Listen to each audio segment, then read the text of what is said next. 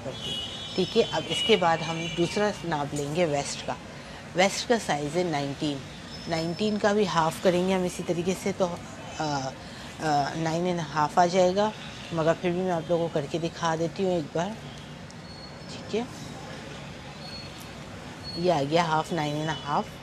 अब वेस्ट का साइज़ लेने के लिए, वेस्ट का साइज़ हम कहाँ से लेंगे, इसके लिए हम क्या करेंगे, शोल्डर का आधा लिया, उसमें आधा इंच कम कर दिया, यानी कि 7 में हाफ़ इंच कम कर दिया, माइनस कर दिया, तो 6.5 का मार्क यहाँ से भी लेंगे, और जहाँ हमने चेस्ट की साइज़ का नाप का लिया है वहाँ पे भी हमने साइज़ लिया। ठीक है, साइज़ लेने के बाद हम लोगों ने इसको भी रोलर की मदद से जोड़ दिया। जोड़ने के बाद हमारा 9.5 का मार्क हम लेंगे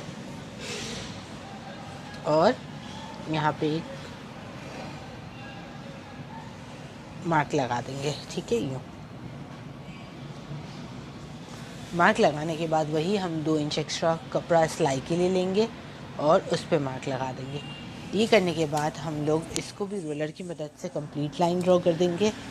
इसके बाद हम लोगों ने लेनी है हिप की साइज़। हिप की साइज़ लेने के लिए हमें क्या करना पड़ता है, चाक लेनी पड़ती है। चाक हमारे पास है 18, इनकी रेडी चाक है 18। तो 18 में हम यहाँ से 18 में हम 1 inch extra, 1.5 inch extra plus करेंगे। क्यों? क्योंकि जो हम लेंथ में ओटी बनाएंगे, दामन बनाएंगे, उसके लिए हमें जो लेना पड़ता है इसके हिसाब से। तो 18 में 1 प्लस किया और यहाँ चाक का मार्क लगा दिया। अब यहीं पे हम लोग हिप का साइज़ लेंगे। ठीक है, मगर मैं इस तरीके से नहीं करती, मैं इस तरीके से करती हूँ कि अगर मेरी शर्ट की लेंथ जो है उसमें मैं यहाँ से बन साइड 12 तैयार रखती हूँ और 12.5 पे, यानी कि हाफ़ इंच एक्स्ट्रा लेके यहाँ पे मार्क कर देती हूँ।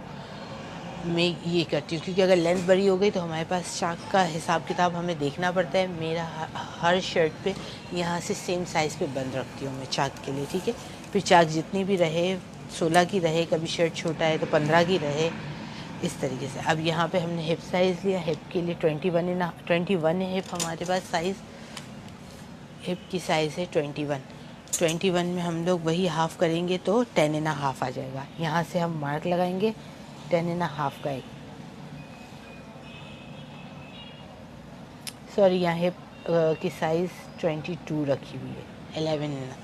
ठीक है, 22 की 11 की है हम लोगों ने। ठीक है, अब इसमें यहाँ पे भी 1 में 2 पॉइंट कम का होता है साइज़ सिलाई का, मगर मैं यहाँ पे भी 1.5 रखूँगी ताकि अगर कटिंग में 19-20 से थोड़ा बहुत टेढ़ा हो गया है तो हमारे लिए आसानी हो जाए। ठीक है, इसके बाद अब हम आ जाते हैं आर्म होल की गोलाई बनाने के लिए।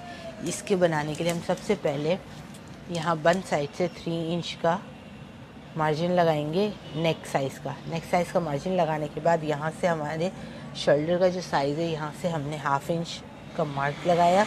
मार्क लगाने के बाद यहाँ से यहाँ तक का जो साइज़ बचा है यानी कि 7.5, उसका हमने हाफ़ लिया। 4 में 2 पॉइंट कम, 7.5 का हाफ़ क्या होता है, 4 में 2 पॉइंट कम। ठीक है, इसका मार्क लगाने के बाद हम लोगों ने ये जो यहाँ पे नोक बनी हुई है, इस नोक से 1 इंच ऊपर रख के यहाँ पे एक मार्क लगा दिया हम लोगों ने। यूँ मार्क लगाने के बाद अब यहाँ से हम गोलाई करते आर्म होल की जाएंगे, गोलाई करते हुए जाएंगे और जहाँ हमारी फिटिंग आ रही है वहाँ पे हम इसको रोक देंगे, आगे नहीं लेके जाएंगे, यहाँ पे हम रोक देंगे। ठीक है, ये हो गई हमारी फ्रंट शर्ट की आर्म होल की गोलाई। बैक की करने के लिए हमें क्या करना है, 1 में 2 पॉइंट कम का एक मार्क यहाँ पे लगाया। मार्क यहाँ पे लगाने के बाद ये वाला जो है इसको थोड़ा सा आगे तक ले गए और यहाँ पे जो हमने हाफ़ इंच गिराया है कंधा सिलाई के लिए, कटिंग के लिए, वहाँ तक जहाँ तक कंधा गिरा हुआ है वहाँ तक एक लाइन ड्रॉ कर देंगे। इस लाइन से लाइन ड्रॉ कर दी। अब लाइन ड्रॉ करने के बाद हम लोगों ने क्या करना है, ये वाला जो मार्क है इस मार्क से वही फिटिंग की साइज़ तक गोलाई को देखते हुए, फ्रंट की गोलाई को देखते हुए बैक की गोलाई कर दी। ठीक है, इसके बाद हम सिंपली इसको हटा के बैक का हम नीचे कपड़ा बिछाएंगे अच्छी तरीके से